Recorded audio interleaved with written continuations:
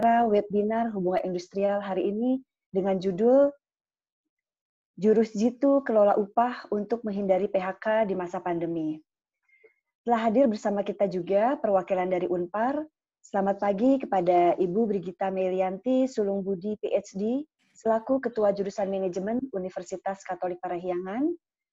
Kemudian selamat pagi kepada Ibu Dr. Isti Harini selaku Ketua Program Studi S1 Manajemen Universitas Katolik Parahyangan. Dan kita juga mendapat kehormatan telah hadir di sini perwakilan dari SPKEP SPSI Jawa Barat. Kepada yang terhormat Bapak Agus Koswara selaku Ketua Pimpinan Daerah SPSI KEP Jawa Barat. Dan Ibu Ira Nurlaila, Wakil Ketua 1 membawahi SDM dan Organisasi. Terima kasih Bapak dan Ibu. Dan kita juga sangat bersyukur karena pada pagi hari ini telah berkenan hadir dan bersedia sharing pada webinar pada pagi hari ini. Selamat pagi kepada Bapak Agus Koswara, Ketua Pimpinan Daerah FSP KEP SPSI Jawa Barat, Bapak B. Wuryono, konsultan hukum senior yang banyak berpengalaman di bidang hubungan industrial, dan Ibu Indrasari Chandraningsih, seorang dosen dan peneliti di jurusan Manajemen Unpar. Terima kasih kepada para narasumber. Dan untuk selanjutnya, memulai acara kita hari ini, saya persilahkan kepada Ibu Brigita Melianti Sulungbudi PhD, selaku Ketua Jurusan Manajemen Universitas Katolik Parahyangan, untuk memberikan kata sambutan dan membuka acara webinar kita pada hari ini. Silakan, Bu. Terima kasih. Selamat pagi Bu Deti, selamat pagi Bapak Ibu pembicara, Pak Agus Koswara, Pak Wuryono, dan Ibu Indrasari. Selamat pagi Bapak Ibu sekalian, salam sejahtera untuk kita semua. Terima kasih sudah kita dapat bekerja sama dengan Unpar Plus dan juga dengan teman-teman dari KEP SPSI Jabar. Kemudian untuk hari ini kita akan memulai webinar pertama kita, kelihatannya ya Bu Deti ya, dengan Bapak Ibu dari FSP KEP SPSI Jabar. Kita membicarakan hal yang tentu saja sangat penting untuk dunia usaha, karena kita dalam menghadapi pandemi ini kita mengalami banyak sekali shock, gitu ya. Kalau kita baca artikel-artikel atau pembahasan-pembahasan, kita banyak mendapat berita tentang adanya supply shock, karena terutama untuk perusahaan-perusahaan yang mendapatkan komponen-komponennya dari Cina di awal-awal lalu, itu sempat mengalami shock karena tidak mendapatkan bahan baku. Kemudian juga pada umumnya penduduk dunia mengalami supply shock karena finished product pun beberapa hilang dari pasar karena pabriknya ditutup. Ya. Kemudian setelah itu kita mengalami yang namanya demand shock, permintaannya juga mengalami guncangan ketika kita semua berhadapan dengan kondisi tiba-tiba ada permintaan yang melonjak terhadap beberapa produk. Yang paling lucu sebenarnya buat kita adalah permintaan terhadap toilet paper, gitu ya. Karena buat kita lucu karena kita tahu alternatifnya, kita tahu substitusinya. Buat kita itu tidak terlalu penting. Di luar negeri sana juga ada ada shock dengan permintaan yang mendadak tinggi dengan yang lucu tuh yeast, gitu ya. Jadi saya bisa membayangkan teman-teman dari dunia usaha itu berhadapan dengan kondisi yang sangat tidak menentu. Kalau memang operasional perusahaan juga akhirnya menjadi tidak menentu, kemudian tentu saja sumber daya manusia juga akan mengalami guncangan di sini ya. Dalam menghadapi guncangan, dalam menghadapi shock untuk human resources di sini atau human capital di sini, tentu saja perusahaan perlu mempelajari bersama bagaimana caranya supaya dapat fleksibel menghadapi situasi ini, dan tentu saja hal ini juga akan berakibat atau berdampak kepada kehidupan negara dengan human capital yang mungkin banyak yang tidak termanfaatkan dengan baik, permintaannya turun, maka diskusi hari ini harusnya sangat bermanfaat untuk Bapak Ibu pengusaha dan juga tentu saja Bapak Ibu dari Serikat Pekerja. Saya tidak berpanjang-panjang mungkin di sini. Saya harap memang webinar ini bermanfaat untuk kita semua. Saya juga akan belajar banyak di sini. Dengan demikian, saya ucapkan terima kasih atas diselenggarakannya webinar ini, dan semoga webinar ini bermanfaat untuk kita semua. Untuk semua, tetap sehat selalu, tetap semangat selalu. Terima kasih. Silakan Bu Deti. Ya, baik, terima kasih Ibu Brigita Melianti Sulungbudi PSD untuk sambutannya, dan dengan adanya sambutan dari Ketua Jurusan Manajemen, berarti acara webinar kita kali hari ini akan segera dimulai. Baik, Bapak Ibu, selanjutnya saya akan membacakan aturan di dalam webinar kita pada hari ini sebelum kita memulai. Webinar kita hari ini akan dilaksanakan selama 90 menit ke depan dan terbagi ke dalam 2 sesi, yaitu sesi pertama adalah sesi sharing selama 30 menit, dan nanti yang akan sharing ada 3 narasumber, dan sesi kedua adalah sesi tanya-jawab selama 60 menit. Nah, ini di sini yang kita akan banyak berdiskusi dengan para narasumber ya. Setiap narasumber diberikan waktu sharing selama 10 menit. Dan kita akan memperdalam, ya, para peserta dan juga narasumber akan memperdalam materi melalui sesi tanya-jawab. Selama webinar berlangsung, seluruh fasilitas video dan audio akan dikendalikan oleh host webinar, kecuali para narasumber dan moderator. Para peserta tetap dapat berkomunikasi dengan kita melalui 2 cara. Di layar Bapak Ibu akan terlihat tombol chat.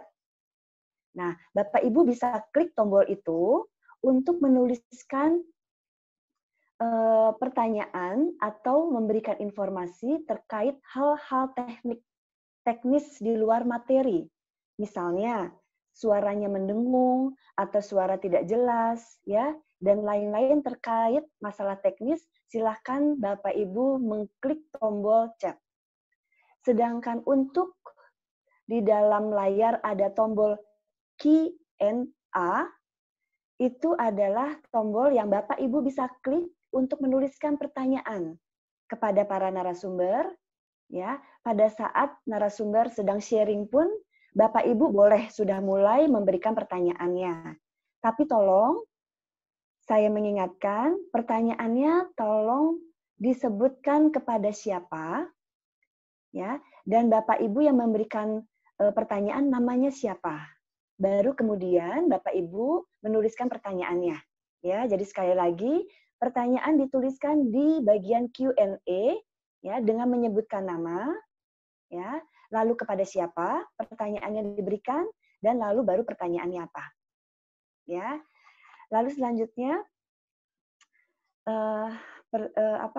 bila ada yang kurang jelas atau apapun silakan dimasukkan ke dalam dituliskan di dalam tombol yang chat, bukan yang pertanyaan, ya. Baik. Terima kasih Bapak Ibu, dan selanjutnya saya akan segera memulai webinar kita pada sesi pertama yang akan diisi oleh sharing dari Bapak Agus Koswara selaku pimpinan daerah FSP KEP SPSI Jawa Barat. Bapak Agus akan sharing tentang kondisi pekerja di masa pandemi COVID-19 ini. Ya, kepada Pak Agus Kohsuara, saya persilahkan dan saya mengingatkan waktunya 10 menit. Silahkan, Bapak. Terima kasih, Ibu. Selamat pagi semuanya. Yang pertama, kami dari SPK PSPSI menyampaikan terima kasih banyak kepada Universitas Parahyangan beserta tim Universitas Parahyangan Plus yang telah menyelenggarakan acara webinar ini bersama-sama dengan SPK PSPSI Provinsi Jawa Barat. Yang keduanya, selamat datang kepada seluruh peserta webinar yang hari ini bersama-sama bergabung untuk mendengarkan berbagai macam hal yang terjadi di dunia ketenagakerjaan, khususnya dalam masa pandemi COVID-19. Perkenalkan, nama saya Agus Koswara dari Ketua Pimpinan Daerah SPK PSPSI Provinsi Jawa Barat.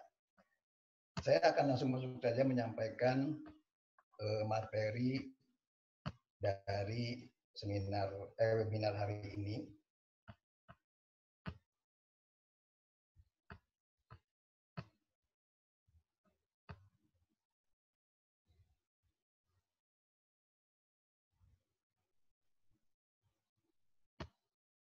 Oke, ini adalah kabar pekerja di tengah pandemi yang sampai saat ini telah berlangsung.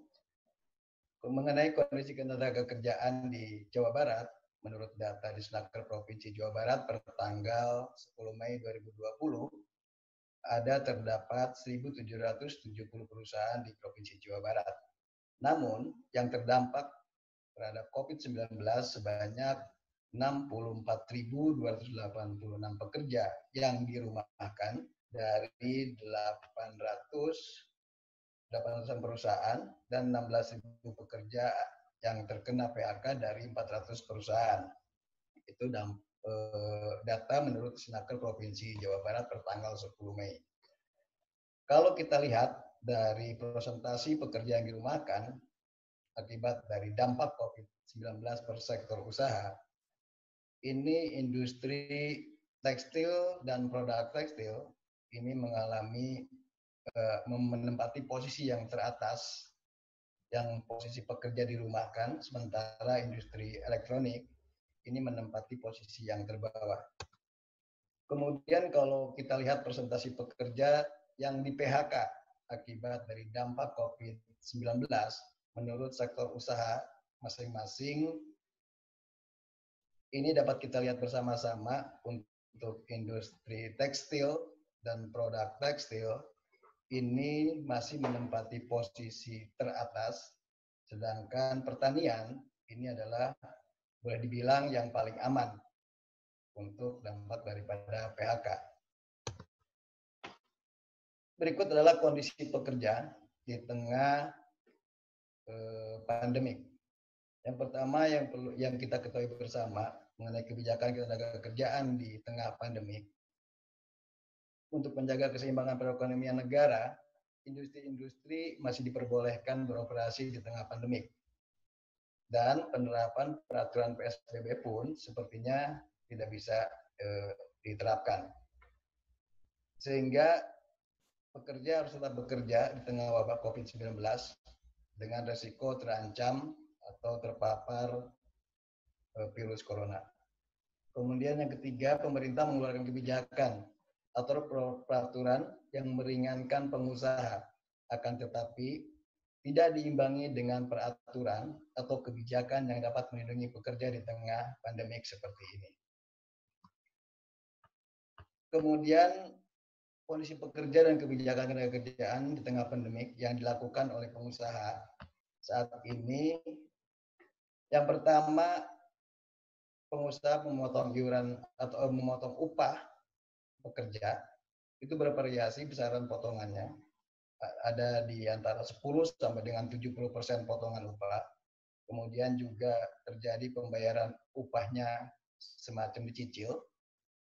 Yang ketiga, pembayaran upah dicicil, pembayaran THR dicicil, bahkan ada yang tidak dibayarkan sama sekali THR-nya. Kemudian yang keempat, merumahkan pekerja tanpa dibayar upahnya. Dan yang kelima, yaitu PHK dengan kompensasi baik ada maupun di bawah aturan yang ada, di bawah norma yang ada. Menurut data yang kami himpun berdasarkan anggota SPK PSBSI di seluruh provinsi Jawa Barat, ada sekitar 35 perusahaan melakukan pemotongan upah dengan potongan di antara 10 sampai dengan 70%.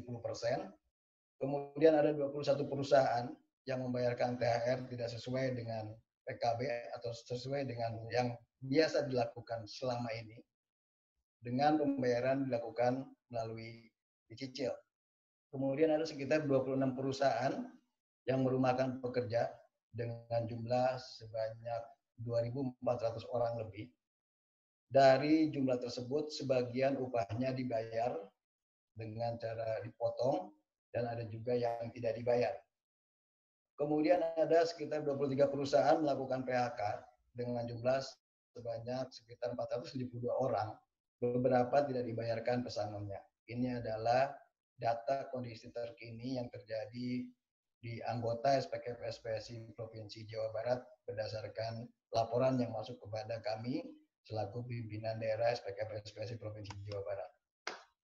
Kemudian persoalan mendasar yang dilakukan pengusaha saat ini, yaitu yang pertama tidak mempertimbangkan pemenuhan kebutuhan hidup pekerja, mulai dari kebutuhan hidup pokok, kemudian sewa rumah atau kos kontrakan, kemudian juga kita tahu pekerja punya cicilan kepada pihak ketiga dan lainnya. Yang kedua, dilakukan secara sepihak tanpa adanya kesepakatan. Nah, yang keempat, ini ada kesan dari para pengusaha melakukan ajas manfaat di tengah masa pandemik yang sedang terjadi. Dan di sisi lain, pemerintah bagi pekerja yang dirumahkan atau dipotong upahnya tidak termasuk dalam kategori penerima bantuan sosial. Ini persoalan mendasar yang dihadapi oleh nasib buruh atau pekerja saat ini.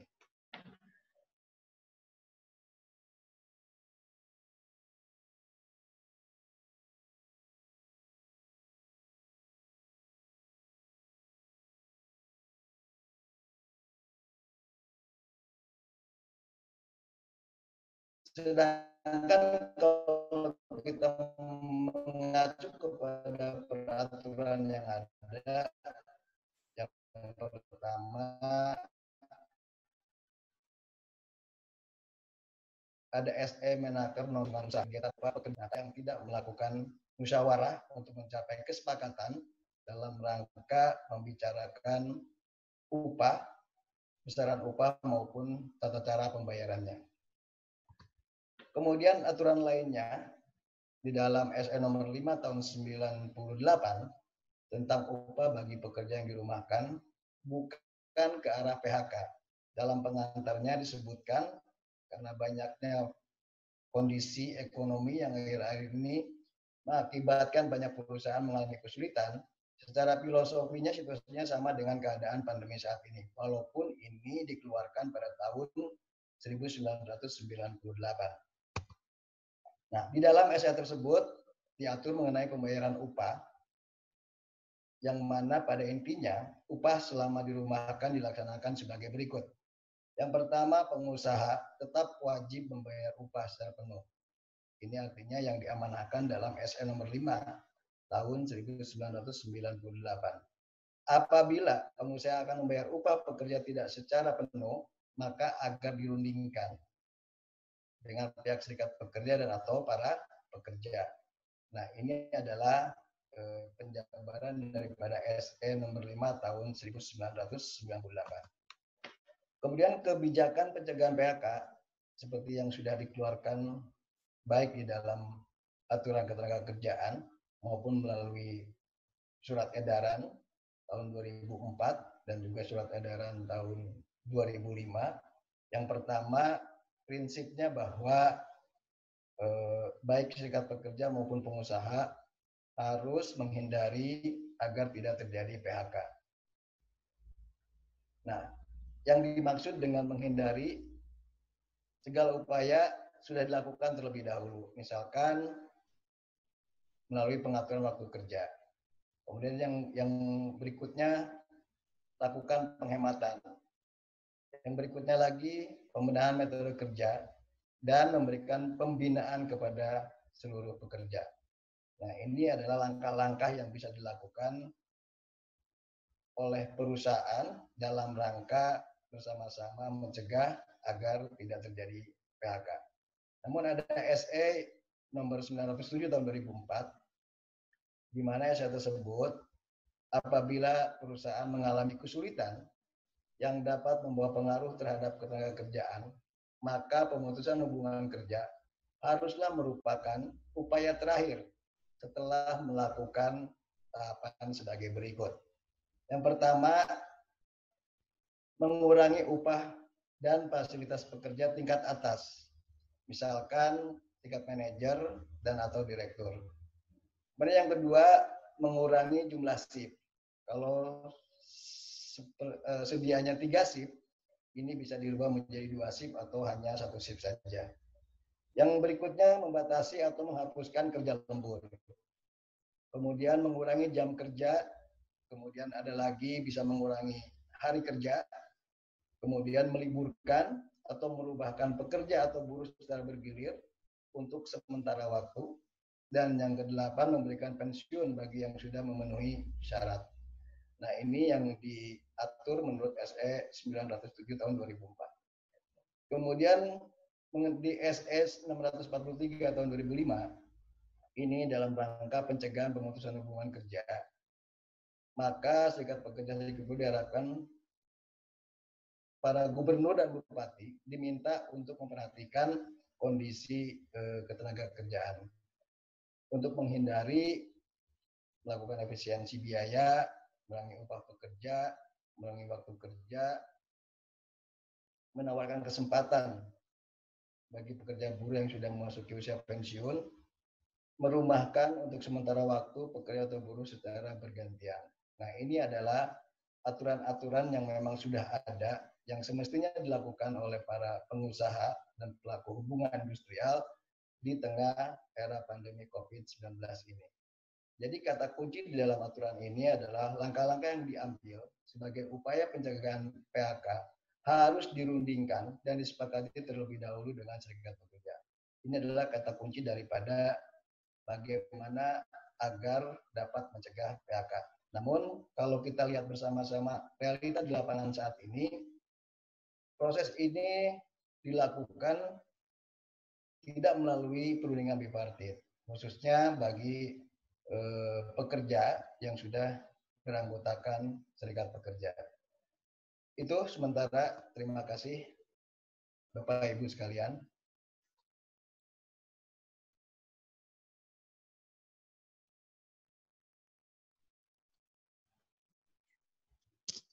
Baik, terima kasih kepada Bapak Agus Koswara atas sharingnya. Dan selanjutnya kita akan masuk ke sesi yang kedua. Sesi kedua ini akan diberikan sharingnya oleh Bapak B. Wuryono, seorang konsultan senior di bidang hubungan industrial. Ya. Dan Pak Wur akan sharing kepada kita tentang dasar hukum yang berinduk kepada Undang-Undang Tenaga Kerja terkait upah dan PHK. Kepada Pak Wur, saya persilahkan dan saya mengingatkan waktunya 10 menit. Silakan Pak. Terima kasih. Selamat pagi Ibu kepada tim Unpar Plus, juga SPK Pak Agus Koswara, Ibu tadi Ibu Brigita ya. Saya semua seperti sudah diambil oleh Pak Agus Koswara, data-datanya bagus sekali, harus katakan. Hanya mungkin mohon izin, kita melihatnya seperti kemarin pernah disampaikan beberapa pertemuan. Kalau kita memandang gajah, kalau saya dari depan, itu hanya melihat belalai saja. Kalau saya dari kiri, saya lihatnya hanya kakinya cuma 2, kiri dan kanan. Kalau di belakang, saya yang lihat ekornya saja. Jadi, mari kita lihat secara komprehensif. Memang benar, kondisi sekarang ini kondisi yang berbeda dengan tahun 2003, berbeda dengan tahun 2004 atau 2005. Kondisinya berbeda sekali. Tidak pernah terbayangkan kondisi hari ini yang juga dialami seluruh dunia melanda kita bersama. Saya yang memberikan data saja kurang lebih sama, sedikit, adalah bahwa sampai hari ini seluruh Indonesia itu 6,7 juta tenaga kerja dirumahkan dan di PHK. Ada terminologi yang kurang pas buat kita, tapi nanti sebentar. Yang di PHK. Bagaimana kita sampai PHK terjadi? Karena memang terjadi beberapa hal sebelumnya. Contoh saja, di beberapa perusahaan mengatakan, cash flow saya hanya bisa bertahan sampai dengan bulan September. Kita bisa bayangkan, cash flow saya bertahan sampai hanya bulan September. Ada yang lebih fatal lagi, cash flow saya hanya bisa bertahan sampai dengan bulan Juni. Juli misalnya kita katakan. Kalau Juli dia tidak mampu lagi mengelola upah pada karyawan sebagai labor cost, karena inputnya tidak ada, outputnya tidak ada, dengan adanya PSBB melalui PP nomor 21 tahun 2020, pembatasan usaha, otomatis akan menjadi masalah. Yang terasa sekali ada di dunia otomotif sebagai secondary kebutuhan secondary, hampir habis semuanya. Jadi sekali lagi dengan PSBB ini, maka terutama pembatasan kegiatan usaha harus dilakukan. Apa efeknya tadi? Apa efeknya tadi adalah bahwa input perusahaan jadi sangat kecil untuk menanggung outputnya. Salah satu caranya adalah bagaimana mengelola upah. Kembali yang tadi, untuk sampai Juli, kalau upahnya masih 100% seperti biasa, Juli habis. Pasti PHK. Yang September habis, pasti PHK. Why? Kalau tadi Pak Agus Keswara menunjukkan SEM3, di butir 4, buah Romawi butir 4-nya, jelas dikatakan, saya boleh baca lagi, mungkin tadi sudah ada, dengan mempertimbangkan kelangsungan usaha, maka perubahan besaran upah maupun cara pembayaran upah dilakukan sesuai dengan kesepakatan antara serikat pekerja dengan pengusaha. Maka besaran maupun cara pembayaran upah. Kok Menteri menerbitkan SE seperti itu? Di mana dasarnya? Mari kita lihat di Undang-Undang 13 pasal 1 ayat 15 dulu. Pasal 1 ayat 15 mengatakan hubungan kerja adalah hubungan antara pengusaha dan pekerja berdasarkan perjanjian kerja. Yang mempunyai unsur pekerjaan, perintah, dan upah. Kemudian pasal 1 ayat 14-nya dikatakan jelas di sana bahwa perjanjian kerja adalah perjanjian antara pengusaha dan pekerja yang memuat syarat kerja, hak, dan kewajiban. Dua ayat tadi, 14 dan 15, dimuatkan di pasal 54, Undang-Undang 13. Ya, 54, Undang-Undang 13. Di sana ada diatur tentang syarat kerja yang minimal sekurang-kurangnya muat A. Nama, B. Nama jenis kelamin, jabatan jenis pekerjaan, tempat pekerjaan, G. E yang besar, yang utama, besar upah dan cara pembayarannya. Saya ulangi, syarat yang dimuat dalam perjanjian kerja, ada sampai HI, sampai ABCD HI, yang utama adalah E. Besar upah dan cara pembayarannya. Lompat ke pasal 55 dasarnya nih SE tadi. Perjanjian kerja tidak dapat ditarik kembali atau dirubah kecuali atas persetujuan para pihak. Artinya, saya sepakat sekali dengan statementnya Pak Agus, harus melalui perundingan, bukan sepihak. Jadi kalau pengusaha daripada Juli harus PHK semuanya, bagaimana kalau upahnya kita turunkan? Dirubah, bukan diturunkan, dirubah. Sehingga nafasnya bisa sampai Desember, mungkin bahkan bisa sampai di bulan tahun 2021. Demikian pula yang mau habis di tahun bulan September nanti. Kalau upahnya besar, upahnya dan cara pembayaran diatur kemudian lagi, itu bisa lebih panjang lagi. Bagaimana selanjutnya? Kita semua belum tahu bagaimana sampai kapan ini. Tapi sekarang dengan dilunakkan sedikit, bukan dilunakkan sebetulnya, diberikan ruang sepanjang kita mengikuti protokol kesehatan dan ketat, silahkan pelan-pelan. Atur, kita semua tahu minimal bagaimana kita memprotek diri kita masing-masing, termasuk diri karyawan. Jadi harus ada perubahan yang gradual. Karena kalau tidak, katakanlah misalnya di bulan Juli habis, oke, COVID tidak ada sama sekali. Mampukah perusahaan langsung bangun? Tidak. Ada yang namanya masa waktu recovery. Nggak cukup setengah tahun, 1 tahun. Ini harus kita sadari bersama. Nah, bagaimana perundingan itu dilakukan sesuai pasal 55 tadi adalah harus didasari ada saling percaya yang tinggi. Saling mengetahui kesulitan yang dihadapi oleh pengusaha maupun dihadapi oleh pekerja dengan pengurangan peninjauan kembali upahnya. Kami lebih senang dengan kata-kata renegosiasi, sehingga tidak sepihak sekali. Kemudian yang kedua, kami selalu katakan pada anggota kami adalah tolong tidak menggunakan dirumahkan. Kalau dirumahkan pasti SE-nya belum dicabut, yang Pak Agus Keswari sampaikan tadi. Lebih tepat adalah buat sekarang saat ini adalah yang tidak ada di undang-undang, tidak ada, tapi tidak dipekerjakan. Ada di SE-nya, ada di surat bupati gubernur, tidak dipekerjakan. Baik sebagian maupun seluruhnya. Jadi artinya bukan dirumahkan, bukan diliburkan. Kalau dirumahkan saya sepakat dengan Pak Agus, harus dibayar 100%. Nggak boleh tidak. Jadi pemilihan fasa ini menjadi sangat penting. Dan sekali lagi, upah ini harus kita kelola dengan benar untuk menjaga kelangsungan usaha, yang berarti juga kelangsungan bekerja bagi para pekerja. Hindarkan PHK. Sepakat dengan Pak Agus. Kalau PHK harus melalui yang namanya pasal 151, terutama ayat 2. Dalam hal segala upaya telah dilakukan, termasuk diantara adalah bagaimana upahnya, besar upah, dan cara pembayarannya yang mengalami negosiasi ulang, renegosiasi. Itu salah satu upaya. Yang tadi upaya yang limitatif diatur sudah tidak ada maksud kami dalam kondisi seperti sekarang ini.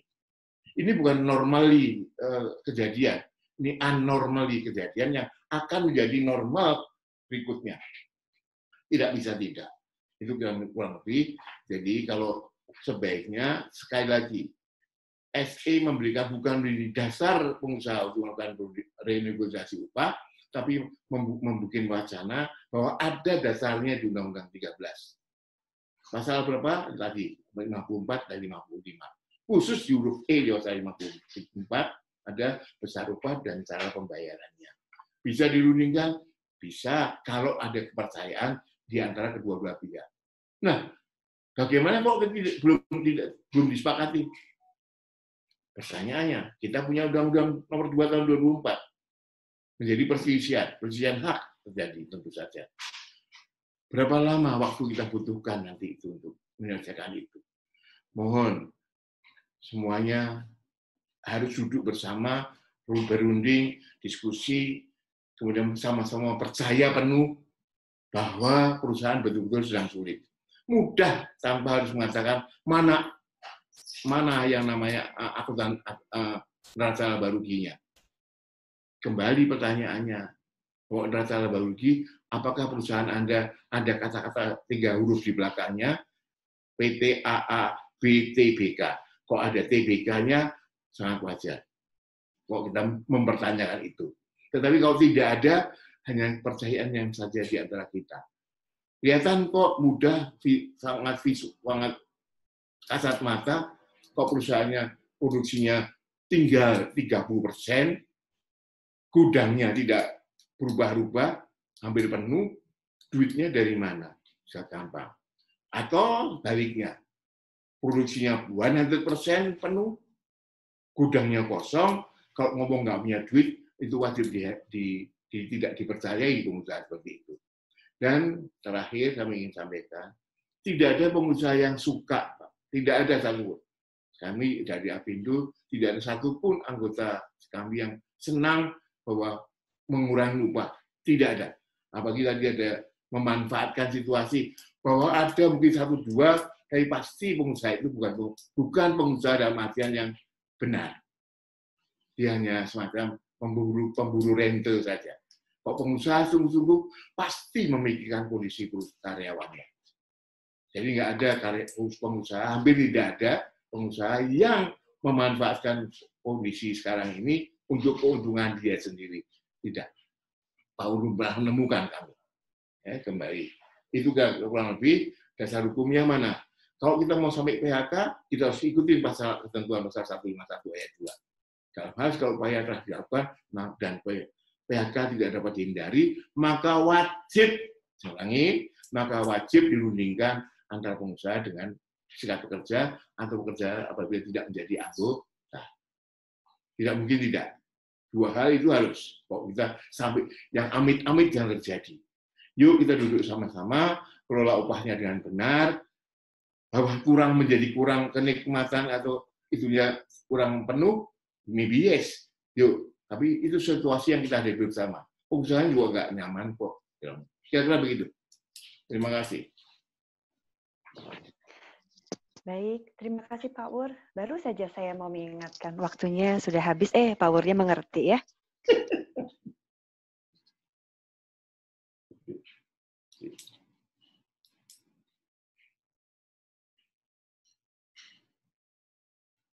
Oke. Baik, sekali lagi terima kasih kepada Pak Wur. Dan selanjutnya kita masuk nih sesi ketiga. Sesinya sudah semakin hangat nih ya. Tadi sudah ada sharing dari Pak Agus, lalu juga ditambah ada sharing dari Pak Wur. Nah, sekarang adalah sesi ketiga. Pembicara kita pada pagi hari ini satu-satunya wanita, karena duanya adalah pria. Nah, pembicara kita pada sesi ketiga ini adalah Ibu Indrasari Candraningsih, seorang dosen dan peneliti program studi manajemen Unpar. Beliau juga adalah pengajar mata kuliah manajemen hubungan industrial. Nah, Ibu Indrasari akan sharing kepada kita bagaimana teori-teori praktis di bidang hubungan industrial yang akan melengkapi dari sharing Pak Agus dan Pak Wur tadi. Kepada Bu Indrasari, saya persilahkan dan saya mengingatkan juga waktunya 10 menit. Monggo, Bu. Oke, baik.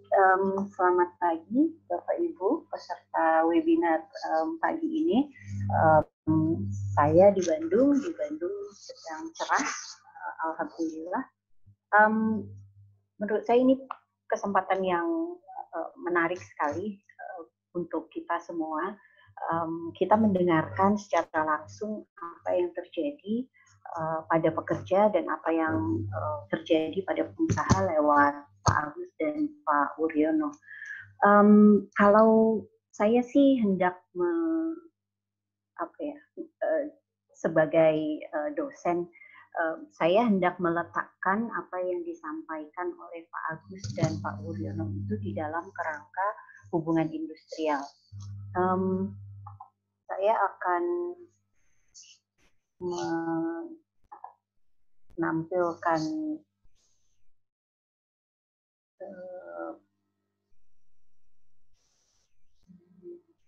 belum muncul ya. Saya menampilkan presentasi saya.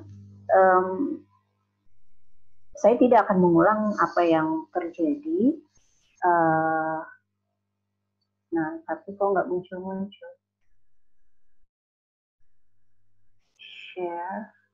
Di share di bawah, Bu, yang share.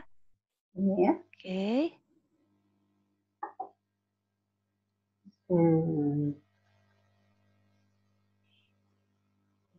Tapi kok nggak muncul ya? Sebentar. New share dari saya atau dari Ibu tuh bisa, Bu? Nah. Oke, baik. Ya, tinggal di view. Oke, silakan. Ya. Jadi saya meletakkan diskusi atau presentasi Pak Agus dan Pak Wuryono itu di dalam kerangka hubungan industrial karena kita bicara soal itu.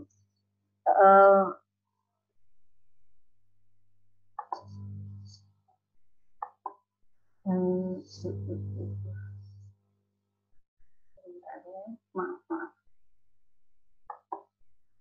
Ini saya tidak bisa menggerakkan. Oh, ada ya. Bisa, Bu? Ya, bisa. tadi yang disampaikan oleh Pak Agus dan Pak Wuryono adalah sebetulnya memberitahukan kepada kita realita hubungan industrial yang ada di masa krisis akibat COVID ini. Kedua-duanya pengusaha atau pekerja merasakan dampak langsung ya dari krisis ini gitu.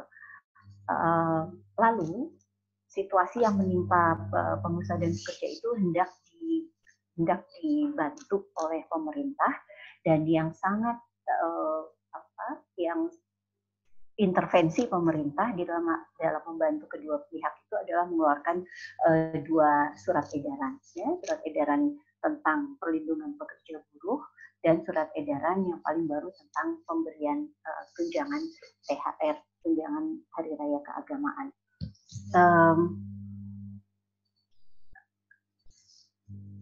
Baik Pak Dianta, terima kasih. Bisa slide yang selanjutnya.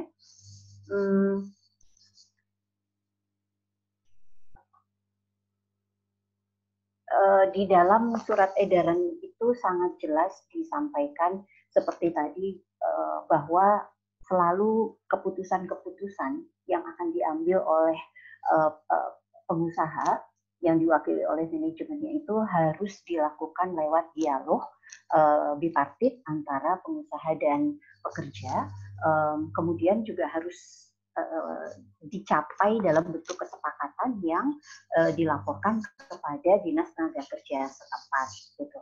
Jadi memang dimintakan kesepakatan kedua belah pihak dilaporkan agar diketahui oleh pemerintah. Ya, jadi ada prinsip-prinsip hubungan industrial itu dialog, kemudian keterbukaan dan kesepakatan yang akan menjadi dasar dari tindakan-tindakan yang dilakukan oleh kedua belah pihak di dalam masa krisis ini. Selanjutnya Pak Dianta. Yang terjadi adalah yang saya amati, nanti Pak Agus dan Pak Wuryono juga bisa menambahkan, para pengusaha sangat terbantu dengan surat edaran ini, gitu ya, karena bisa membantu mengurangi beban risiko atau konsekuensi dari krisis. Tetapi di lain pihak, sebagian pekerja menganggap surat edaran itu bertentangan dengan peraturan di atasnya. Ya.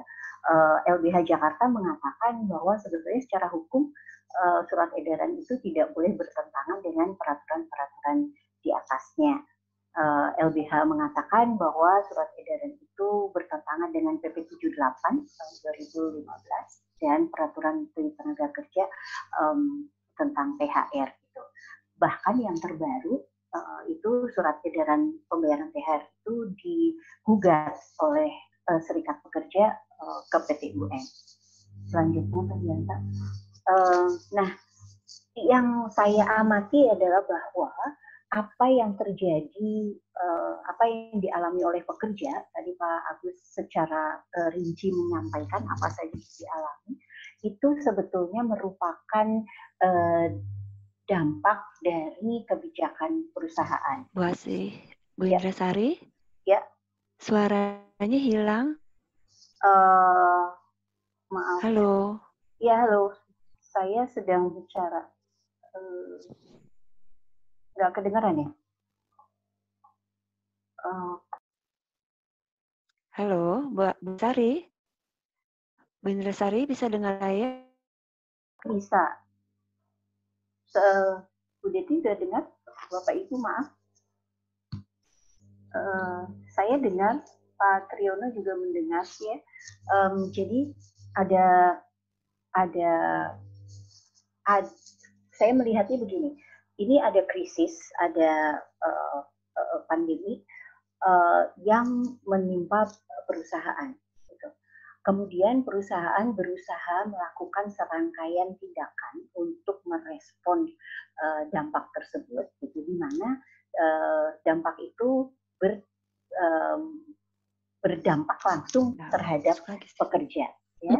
Nah, saya mencoba menggambarkan di dalam diagram ini, gitu, bahwa kondisi pekerja yang dialami itu merupakan hasil dari tiga faktor, tiga variabel di dalam manajemen, urusan manajemen. Yang pertama adalah perspektif manajemennya, kemudian model manajemennya, dan ketiga kompetensi manajemen. Perspektif manajemen itu secara singkat mungkin saya bisa sampaikan bagaimana sih sebetulnya manajemen melihat pekerja, apakah dia dianggap sebagai faktor produksi saja, gitu ya, yang bisa di naik turunkan beban biayanya, atau sebetulnya sebagai modal insani, sebagai manusia yang merupakan mitra sejajar dengan pengusaha. Yang model manajemen itu merupakan konsekuensi dari perspektif manajemen yang tadi saya sampaikan. Dan yang ketiga adalah soal kompetensi manajerial sebetulnya. Apakah para manajer HRD dalam hal ini yang banyak berurusan dengan serikat pekerja dan dengan pekerja itu memang cukup punya kemampuan, keterampilan, wawasan, pengetahuan regulasi untuk menjalankan perannya, sehingga apa yang dilakukan oleh perusahaan itu sesuai dan tidak merugikan pekerja. Selanjutnya Pak Yanta. Nah, bagaimana kemudian untuk mengelola hubungan industrial ini, saya hendak mencoba menggabungkan manajemen hubungan industrial dengan manajemen sumber daya manusia, atau kalau di prodi manajemen Unpar itu disebutnya manajemen insani. Ini saya belajar dari seorang praktisi manajemen dari sebuah perusahaan tambang besar. Dia mengatakan bahwa manajemen hubungan industrial itu bisa dikelola dengan baik apabila manajemen SDM atau insaninya itu menerapkan manajemen yang sifatnya transformasional dengan melibatkan pekerja. Transformasional itu berarti mengubah sebuah situasi, apakah dia dalam kondisi krisis atau dalam kondisi normal, yang melibatkan pekerja. Dia menggunakan istilah employee engagement. Kemudian prinsipnya employee engagement itu ternyata prinsipnya adalah human centered management, sebuah pengelolaan yang berpusat kepada manusia. Gitu. Dan yang harus diterapkan di dalam manajemen itu adalah prinsip keterbukaan dalam dialog, baik dialog bipartit maupun tripartit. Dialog bipartit itu seperti yang dilakukan oleh Pak Agus dan Pak Wur, gitu ya. Dialog tripartit itu berarti pemerintah sudah mulai ikut di dalam dialog, dan surat edaran idealnya itu dikeluarkan setelah menempuh dialog dengan pekerja dan pengusaha secara setara. Lalu prinsip yang perlu diterapkan adalah code of good faith. Para praktisi maupun akademisi hubungan industrial tentu paham code of good faith itu adalah sebuah modal untuk maju ke perundingan atau dialog yang sudah dengan sendirinya berangkat dari suatu sikap positif dan saling percaya satu sama lain. Sebetulnya saya ada satu tambahan slide lagi, karena ketika kita bicara soal bagaimana pengelolaan pekerja di suatu perusahaan, kita tidak bisa melupakan peran pemerintah, gitu. Jadi pemerintah di mana nih di dalam situasi seperti ini? Gitu. Pemerintah tidak bisa tidak punya kewajiban untuk menyeimbangkan posisi dan peran pekerja maupun pengusaha. Apa? Dengan cara persis seperti yang disampaikan oleh Ibu Menteri Tenaga Kerja di dalam surat edaran tentang pembayaran THR, bahwa harus transparan, harus terbuka, harus mau berdialog, dan harus ada trust di antara keduanya. Saya berhenti di sini dulu, nanti kita bisa lanjutkan di dalam diskusi. Terima kasih banyak, Bu Deti.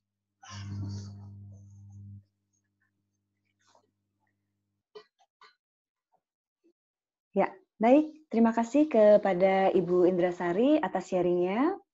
Dan selanjutnya kita akan masuk ke sesi tanya-jawab. Saya akan memandu sesi tanya-jawab ini dengan cara membacakan pertanyaan-pertanyaan yang sudah ada masuk dari Bapak Ibu. Sebentar, saya lihat ya. Nah, baik. Ada pertanyaan nih, para panelis, Bapak Agus Koswara, Pak Ur, dan juga Bu Indrasari.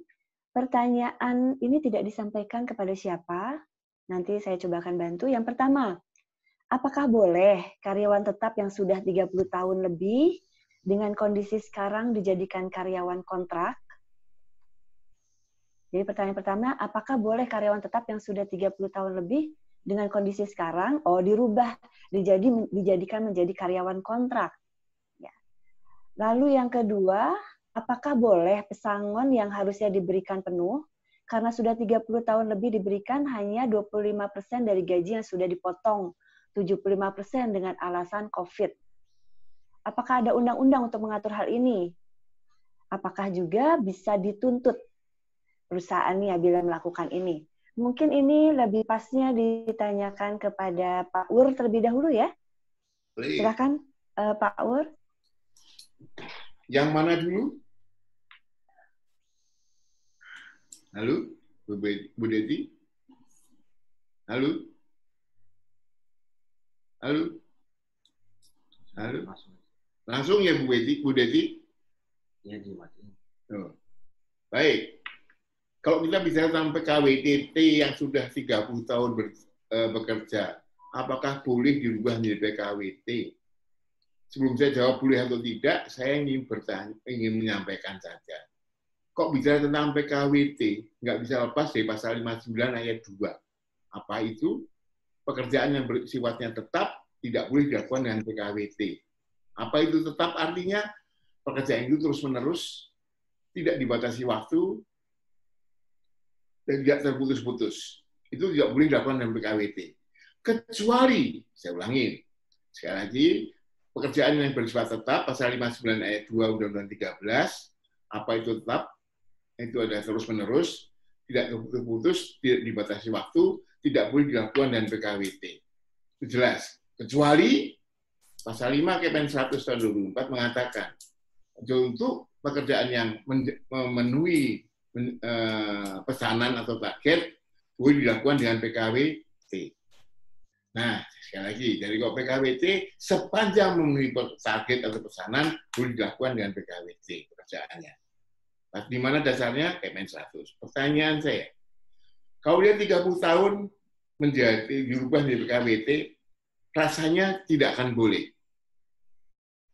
Perpanjangan PKWT saja ada syaratnya di ayat 5-nya.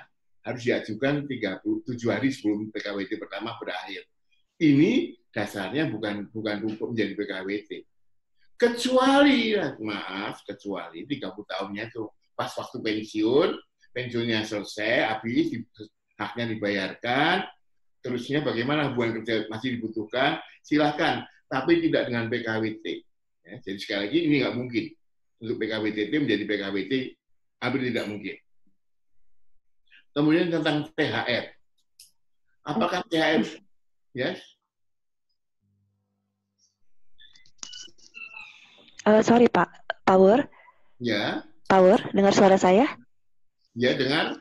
Ya, pertanyaan kedua adalah, apakah boleh pesangon yang harusnya diberikan penuh, karena masa kerjanya sudah 30 tahun lebih, diberikan hanya 25% dari gaji yang sudah dipotong 75%.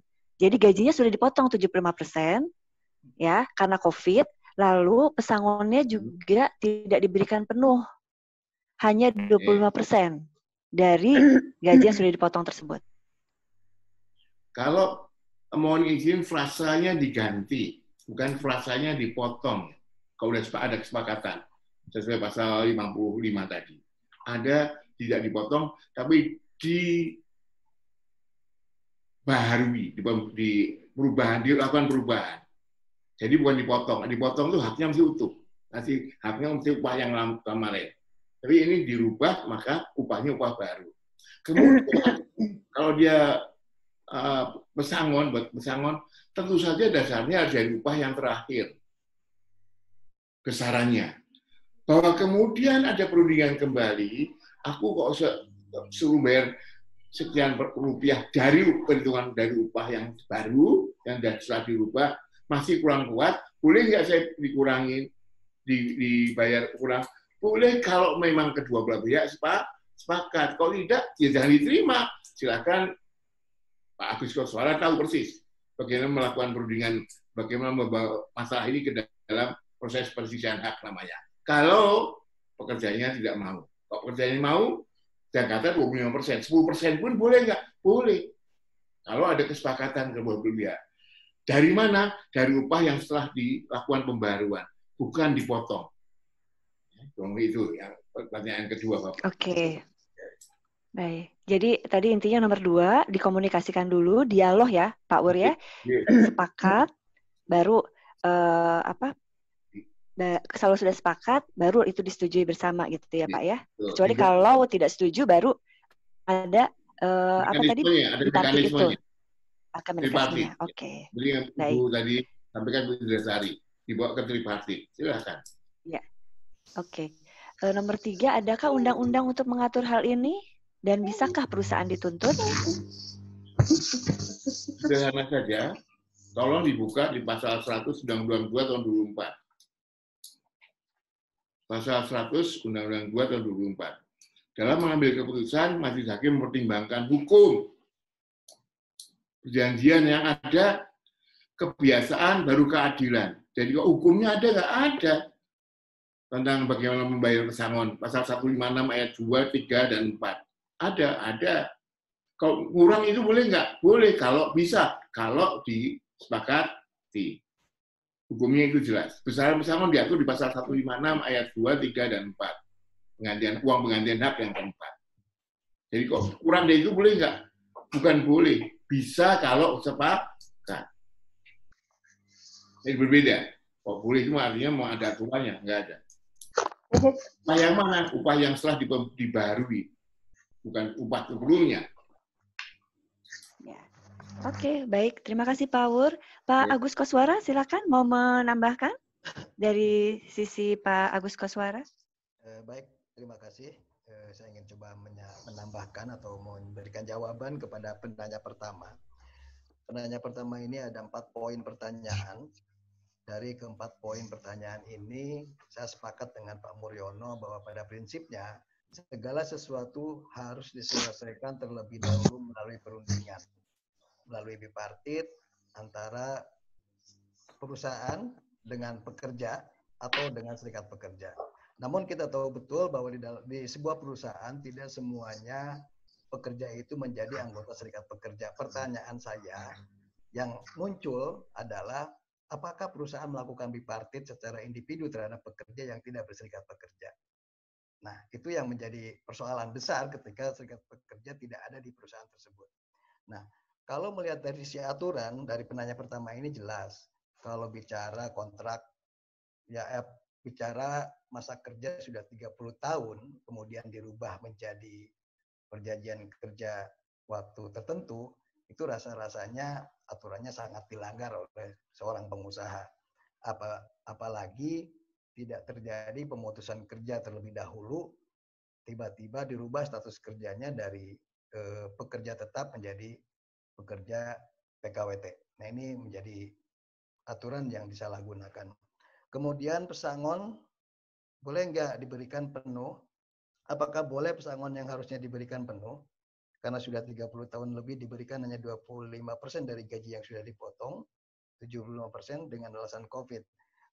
Sekali lagi, saya sampaikan dari awal bahwa pada prinsipnya sekarang itu pekerja tidak ada yang melindungi.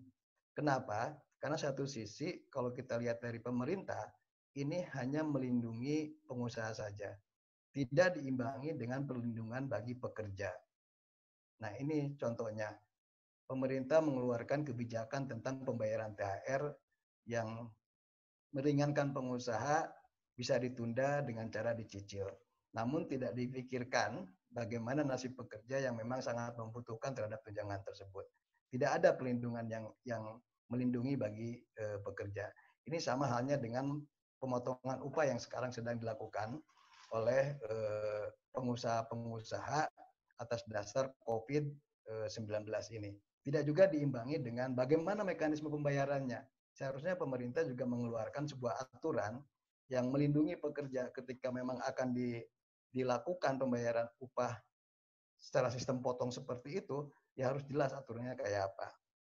Kemudian yang berikutnya, adakah undang-undang yang mengatur hal ini? Tentu saja semuanya ada undang-undangnya, tapi yang namanya undang-undang sekali lagi, ada yang patuh terhadap undang-undang, ada juga yang memang lebih cenderung atau ada yang suka ya melanggar undang-undang lah ya.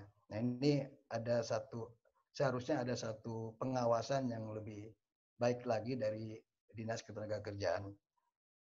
Kemudian bisakah perusahaan dituntut? Tentu bisa.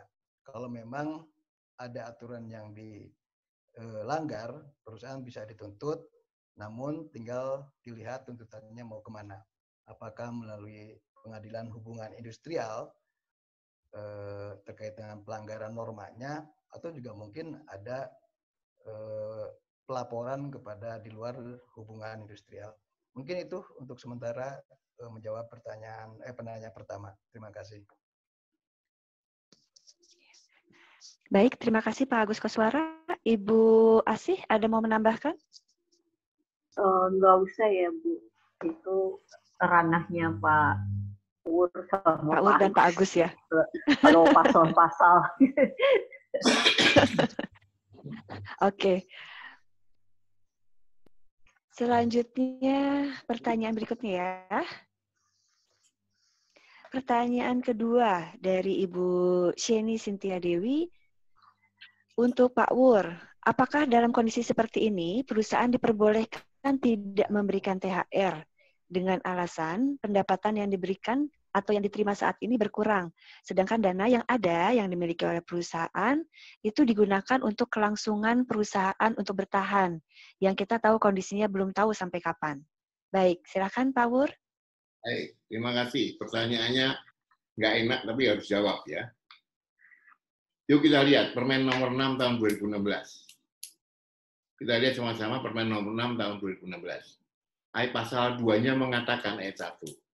Pengusaha wajib memberikan THR. Nggak bisa tidak. Terlepas daripada apapun, pengusaha wajib memberikan THR.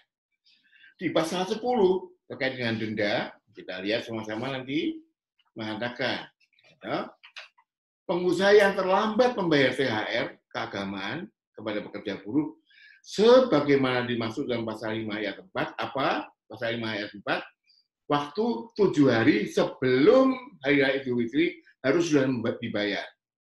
Enggak dikatakan di sana harus 1 bulan upah atau sesuai PPPKB berapa bulan upah harus bayar. Tidak di backup permennya. Saya bisa nggak mengatakan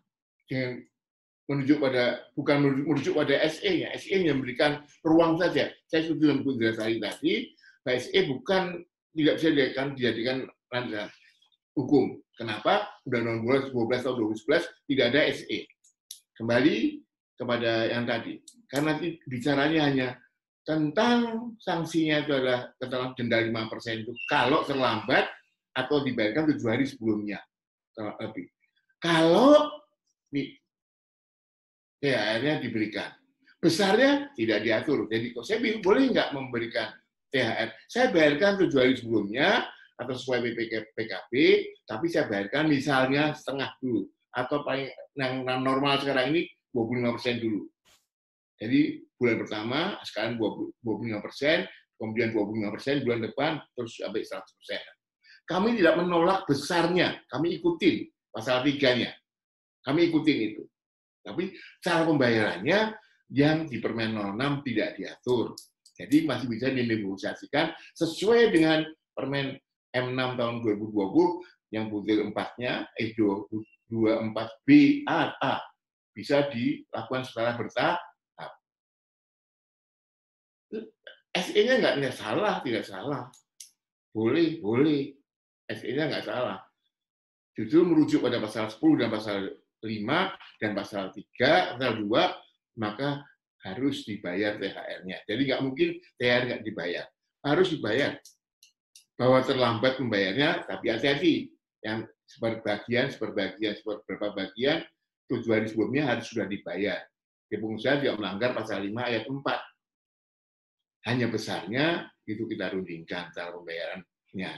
Itu saja. Jadi wajib, THR wajib. Ya, baik. Terima kasih Pak Wur. Pak Agus Koswara mau menambahkan? Karena pertanyaannya untuk Pak Pur, sebetulnya sudah terjawab sendiri oleh Pak Wuryono. Memang wajib hukumnya perusahaan membayarkan THR. Nah, bila mana ada perusahaan yang sampai dengan hari ini yang sudah memasuki masa 7 hari untuk hari raya belum membayarkan THR, ini perlu dipertanyakan. Perusahaan berarti jelas-jelas akan melanggar pembayaran THR, kemudian apakah sudah dirundingkan atau belum dengan pekerja atau serikat pekerja yang ada di dalam perusahaan tersebut.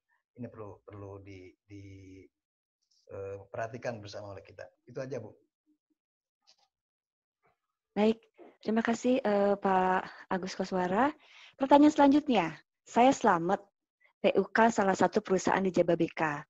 Pertanyaannya pertama, bagaimana tanggapan Bung Agus Koswara mengenai frase tidak dipekerjakan dengan tanpa kewajiban pembayaran upah yang bisa menjadi celah pelanggaran oleh pengusaha? Karena jika menggunakan istilah dirumahkan sesuai undang-undang harus dibayarkan. Pak Agus. Ya, halo. Ya, halo Pak. Tadi jelas? Ya, tadi agak sedikit terputus suaranya. Oke, saya ulang. Nggak bisa nyambung. Karena saya juga sambil baca, nggak apa-apa, nggak usah diulang.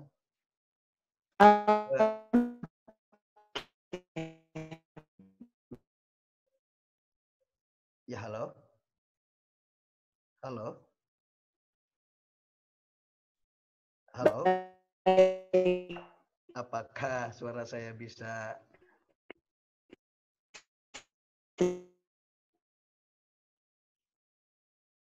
Ya, halo. Apakah suara saya bisa didengarkan? Baik. Untuk menjawab pertanyaan Saudara Slamet, salah satu PUK di Jababeka. Halo. Yang pertama, ya halo. Sudah bisa? Halo. Halo, Ibu, Bapak. Sudah ada suaranya?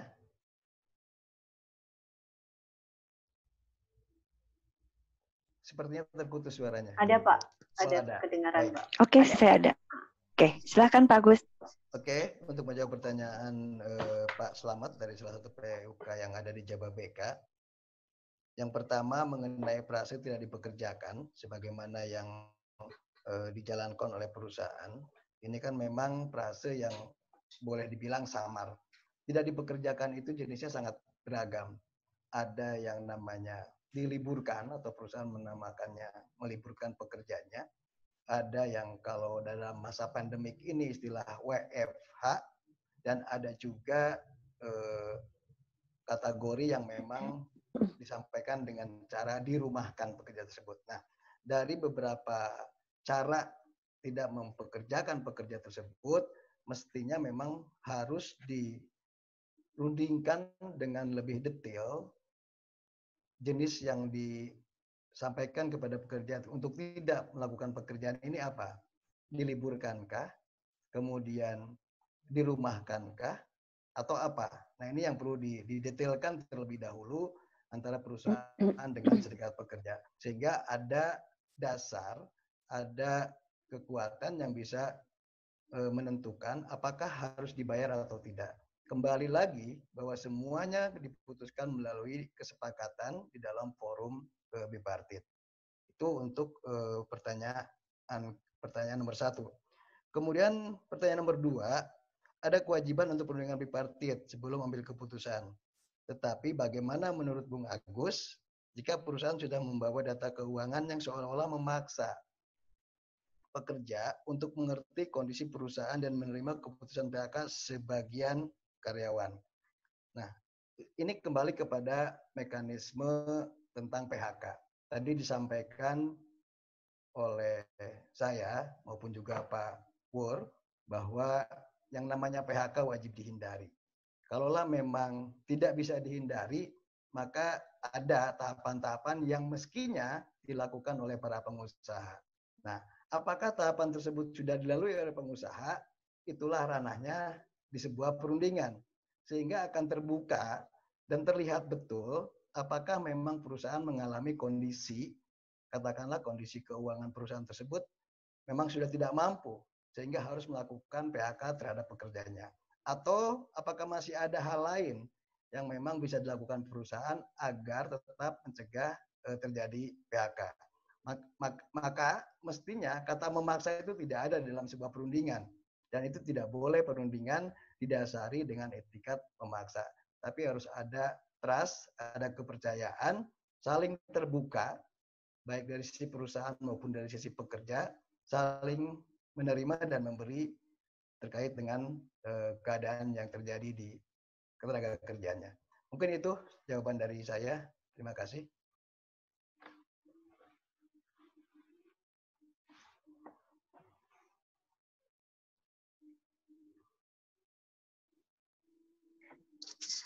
Baik, terima kasih Pak Agus Koswara.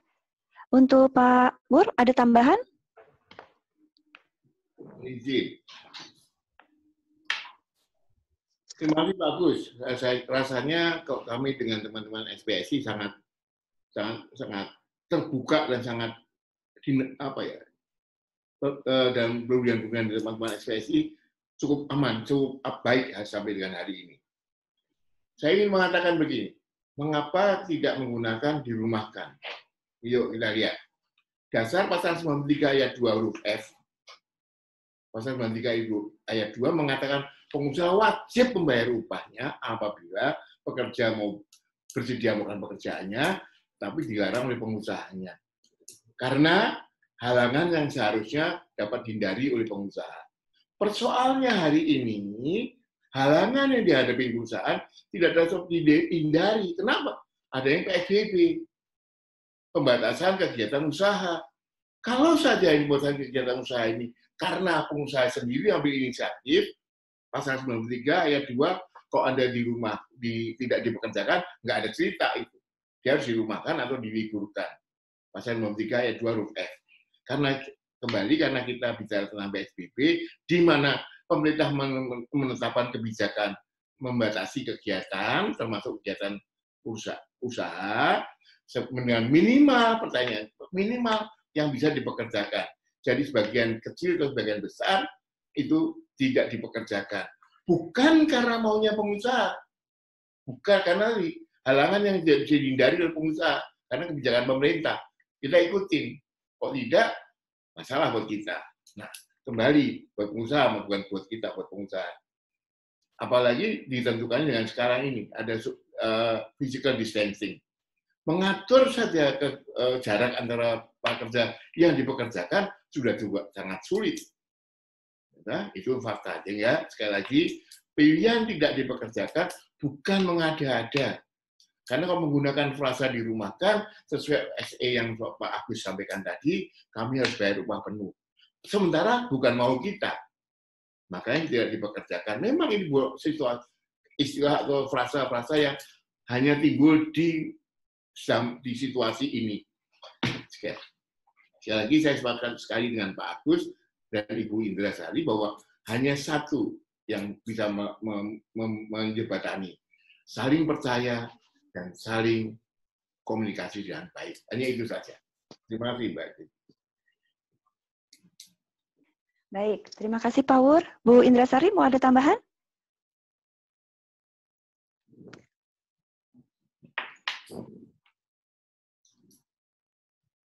Halo, Bu Indrasari masih di situ kah? Masih? Oke, Ibu ada tambahan? Mau memberikan masukan mungkin terlebih kepada masalah komunikasi tadi ya? Karena disinggung-singgung juga bahwa komunikasi itu penting. Sebetulnya hanya menggarisbawahi saja hubungan bipartit antara serikat pekerja dengan pengusaha ini kan ada dasar hukumnya ya, ada undang-undangnya, ada peraturan-peraturannya gitu. Kalau kedua belah pihak itu mengacu pada aturan-aturan yang ada, itu berarti bentuk intervensi pemerintah, mestinya sih nggak banyak konflik ya. Akan tetapi persoalannya juga seringkali ini dalam pengamatan saya, pemerintah itu tidak menjalankan fungsinya dengan baik di dalam usaha menciptakan hubungan industrial yang harmonis.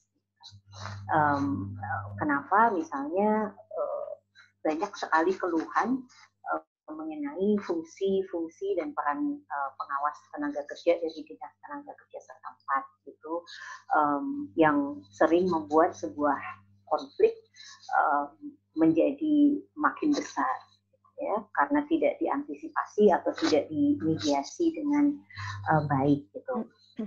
Saya sendiri melihat karena hubungan industrial itu sifatnya kalau digambarkan segitiga ya, pemerintah, pengusaha, dan serikat pekerja, maka pemerintah punya kewajiban yang amat besar untuk menjamin bahwa hubungan antara pekerja dan serikat pekerja dengan pengusaha itu menjadi mulus gitu. Ketika dikatakan bahwa perlu dialog, perlu keterbukaan, perlu transparansi gitu. Sebetulnya itu bukan hanya tuntutan kepada pekerja dan pengusaha, tetapi justru pemerintah harus memberikan contoh, memberikan arahan gitu ya, arahan dan contoh bahwa prinsip-prinsip itu dilakukan gitu. Karena kalau tidak, pekerja dan pengusaha dituntut transparan tapi pemerintah sendiri juga tidak transparan, itu berarti hubungannya menjadi timpang begitu Bu. Bu Deti hilang. Ya, saya di sini Bu. Oke. Baik, terima kasih Bu Indrasari. Untuk pertanyaan selanjutnya nih.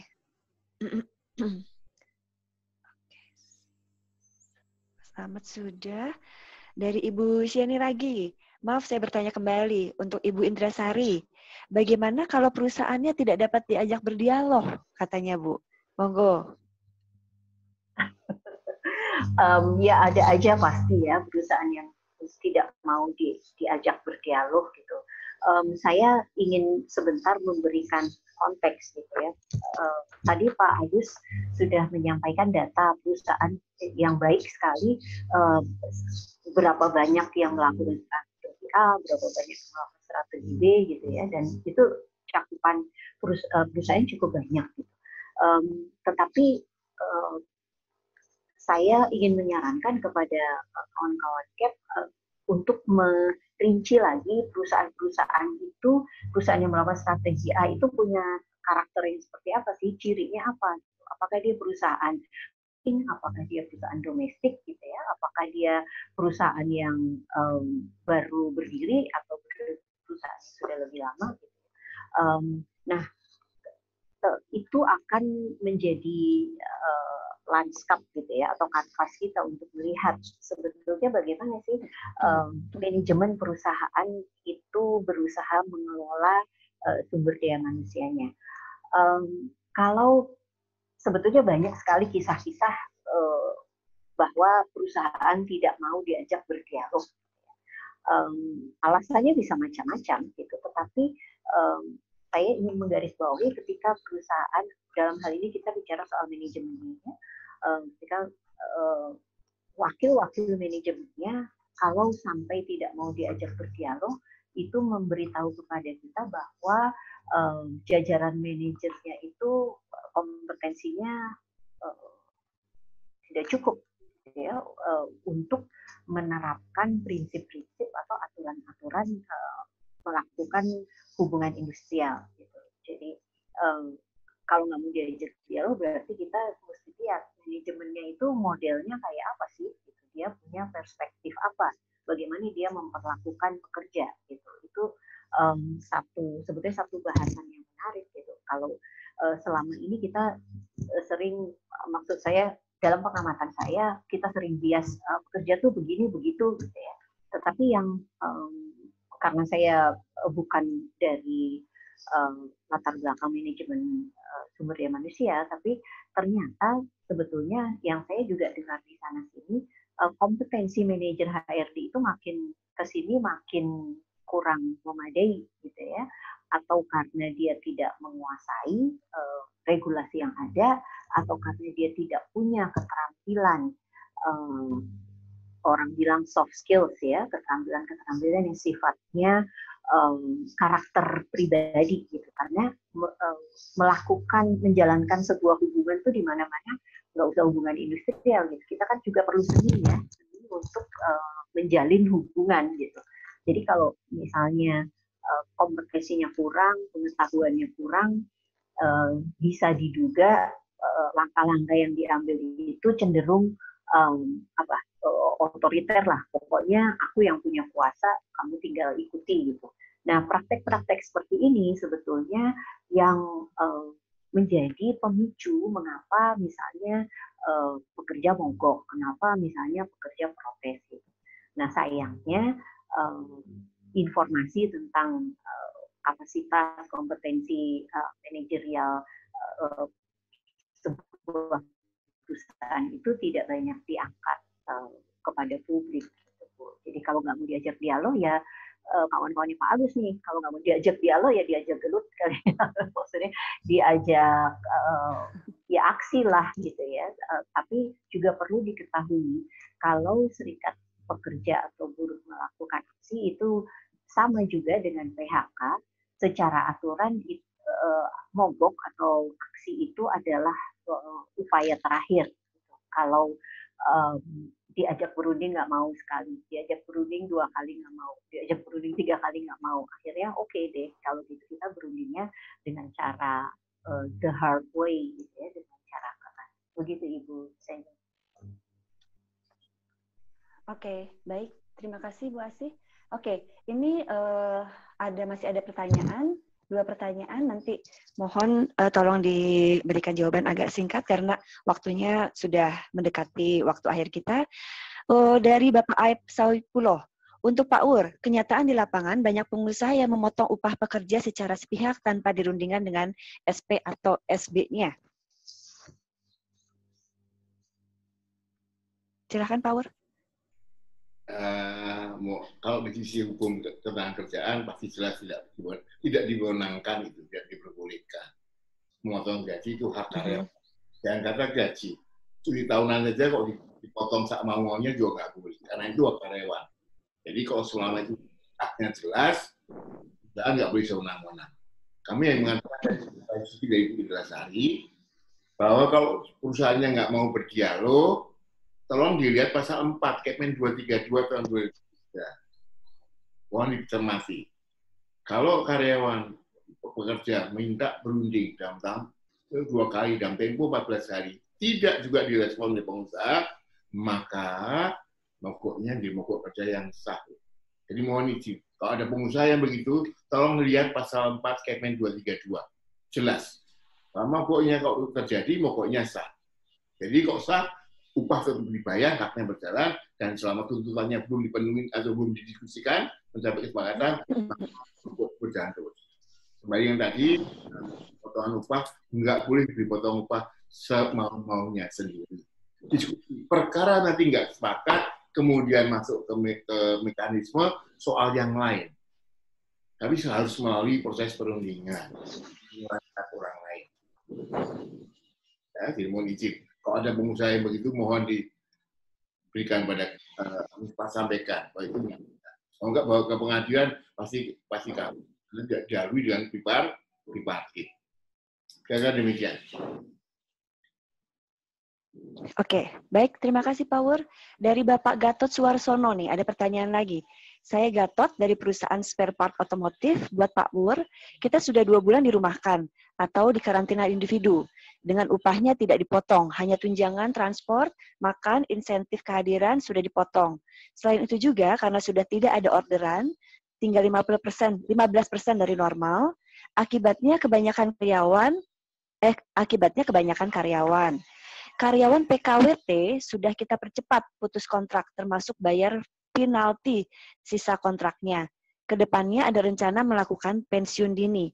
Bolehkah manajemen melakukan hal tersebut? Dengan alasan tidak adanya orderan dan kebanyakan karyawan. Silakan, Pak Wur.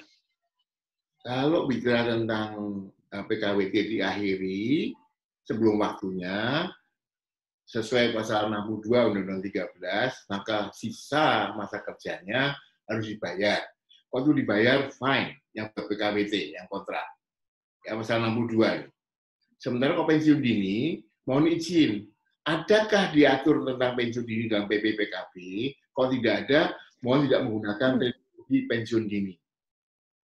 Pensiun dini harus diatur dulu dalam PP PKB tentang pensiun dini. Syaratnya apa pensiun dini itu dilakukan? Kalau nggak ada, tolong tidak menggunakan pensiun dini. Itu sama aja men-PHK tanpa alasan sesuai pasal 151 ayat 2. Kurang lebih itu. Yang pertama tadi apa, Mbak? Bu Deti? Pertanyaannya. Kedua, kan 3 tadi. Bolehkah manajemen melakukan tersebut dengan alasan tidak adanya orderan dan kebanyakan karyawan? Nah, kalau bicara tentang kebanyakan karyawan, ada mekanismenya, ada aturannya. Tolong dilihat di pasal 191 Undang-Undang 13. Apa itu? Semua peraturan pelaksanaan masih tetap berlaku sepanjang tidak bertentangan dan atau belum diganti dengan yang baru. Ada nggak tentang ngatur tentang mengurangi karena kebanyakan karyawan? Ada. Di mana? Nanti kita ada aturannya? Ada. Dasar gunakan dulu pasal 191. Nanti kita cermati di belakang dasarnya untuk melakukan bukan itu perusahaannya harus tuh sementara kurangi orang saja jadi banyak tutup. Tidak mungkin bisa menggunakan pasal 164 ayat 3. Ya, itu karena di sana syarat utamanya adalah tutup. Di mana pernah terjadi kegagalan, maaf bisa disebutkan namanya, kasusnya di Hotel Papandayan, Bandung. Di mana dikatakan mereka tutupnya hanya temporary, sementara. Jadi pasti tidak diizinkan. Dibatalkan PHK-nya. Ini yang kita hindari. Karena ada aturan yang lain, ada.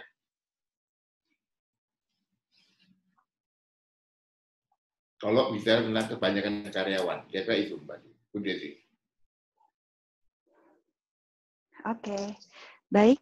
Dari Pak Agus Koswara mungkin ada tambahan? Agus, dan Bu Asih?